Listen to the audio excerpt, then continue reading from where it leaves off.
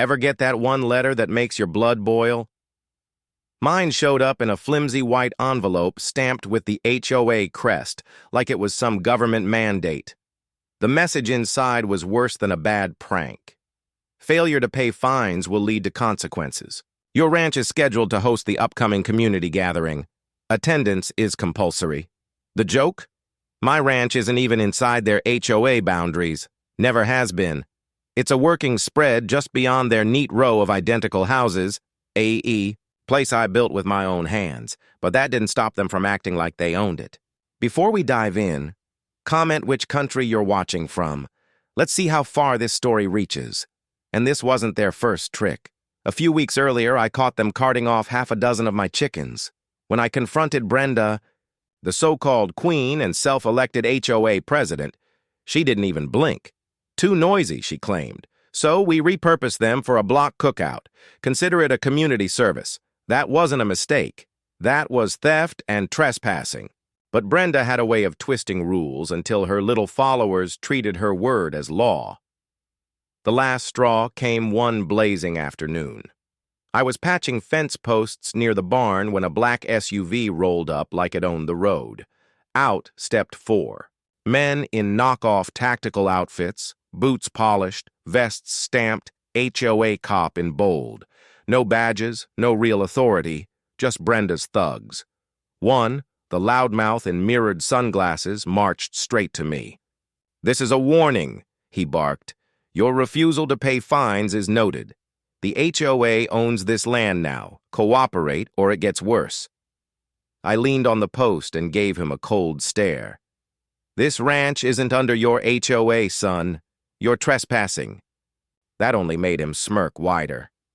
He yanked a crowbar from the SUV and stomped to my mailbox. One hard swing, metal and wood snapped, the box flew into the dirt. His buddies laughed, snapping photos like it was some grand win. "Example," he said flatly, tossing the bent steel down. "Next time it won't just be the mailbox." They piled back in the SUV and sped off, gravel spitting behind. I stood there, fists clenched, staring at the wreck like it was a declaration of war. That's when it sank in. Brenda wasn't stopping. She'd stolen livestock, now she was sending muscle to my land. Law could only go so far, but I knew this kind of game. These weren't cops. They were hired muscle in surplus gear. And they'd be back. I've never been one to fold. Before ranch life, I was a Green Beret. Training doesn't vanish. It waits. And as I stared at the splintered mailbox, I knew it was time to dust it off. They wanted a fight? Fine. But they'd regret picking me. That ruined mailbox wasn't mine. It was theirs. A trophy. Brenda wanted me humiliated, wanted the neighborhood to think her reach went past HOA lines. But she miscalculated. I wasn't a retiree she could bully. I was a Green Beret. And the last time I let armed men push me around was overseas, not here. So I started planning. First came traps. Nothing deadly, just enough to stall them and expose them. A few tripwires strung along the tree line, rope snares near the barn, boards with nails tucked by the gravel path. To an untrained eye, the ranch looked normal. To fools charging in, it was a maze. Next, my fallback. My father's old Colt, 48. She was an antique, but still barked loud. I cleaned her, oiled her, slid her into the holster at my back. I promised myself one round only, a warning shot. I wasn't hunting death. I wanted survival and proof. Sure enough, they returned. Broad daylight. The SUV rumbled down the drive, dust kicking high. From my porch, I saw them pile out, loud. As ever, radios squawking, vests still labeled HOA cop like it made them official. One swung that crowbar against my fence. Another clutched a Glock not so discreetly. "You didn't listen," the gunman yelled. "Brenda says last warning. Pay the fines and vacate the barn, or we clear it out now. Your choice." I stayed seated, calm.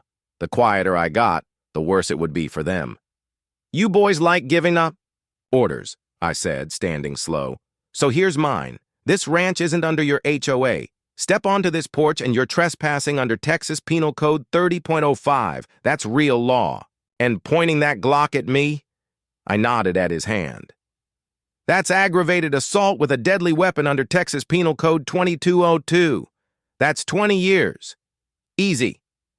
They didn't care. They smirked, muttered into radios. One spat. Save it, old man. We're not here for law school. We're here to make an example. They fanned out, boots crunching gravel, circling me like I was cornered. The crowbar swung first, smashing my railing. Splintered wood, smug laughter. That was enough. The gunman leveled his Glock at my chest. The other two moved wide, flanking. This property's under HOA authority now, the gunman shouted. That barn comes down today, with or without you. My chin lifted, my voice steady as steel. Son, I've seen worse than this in deserts and jungles you can't even pronounce. You want to play soldier? You picked the wrong ranch. He cocked the Glock. That was it. I moved. The crowbar swung sloppy. I caught it mid-arc, wrenched it free, and planted my boot in his ribs. He collapsed in the dirt, wheezing. The gunman twitched, finger tightening. My Colt was already out. One round cracked into the dust 6 inches from his boot. The echo rolled across the fields, birds scattering skyward. His hand shook. That's when I slammed the crowbar across his wrist. The Glock clattered away. The last two rushed me. Wrong. Choice. One hit my tripwire, face planting into gravel with a scream. The other stomped right into the nail board. His howl carried clear to the county road as he hopped back, blood soaking his boot. 4 wannabe cops on the ground, crying out like kids who picked the wrong fight. Then came the real sirens. Sheriff's cruisers barreled down, lights flashing. The imposters froze, pale as paper. Out stepped Sheriff Daniels, an old comrade from my Green Beret days. His eyes scanned the chaos, then landed on me with a grin. Well, if it ain't my old buddy, he said loud. Figures you'd turn a fake raid into boot camp. Color drained from their faces. The gunman muttered, Green Beret, like he'd just realized the hornet's nest Brenda stirred. Daniels didn't waste time. They were cuffed, stuffed into cruisers, fake badges bagged. Charges stacked fast. Impersonating an officer, Texas Penal Code 3711. Felony up to 10 years. Aggravated assault with a deadly weapon, 22.02. Criminal trespass, up to 1 year county. Destruction of property, my mailbox, 28.03, Class B misdemeanor. Then came Brenda's turn. Daniels had been watching her. Once I showed him the letter, the bogus citations, the video of her goons smashing my mailbox, the case wrote itself. She was charged with criminal mischief under Penal Code 28.03, conspiracy to commit assault, harassment, and HOA fraud for misuse of funds. The county court didn't just fine her, they dissolved her entire HOA charter. Every bogus fee, every violation gone overnight. When the gavel fell, Brenda's reign ended. She was banned from holding any HOA office in the state again. Her precious clipboard snapped in half on the courthouse steps. As for me, I rebuilt my mailbox, stronger than before, painted red, white, and blue. That evening, Daniels and I sat on the porch, beer in hand, watching the sunset over my goats. Handled yourself fine, he said with a chuckle. I set the Colt back on its shelf, brass glinting in fading light. Sheriff, I said, I wasn't about to let a pack of fake cops tell me what to do on land I bled for.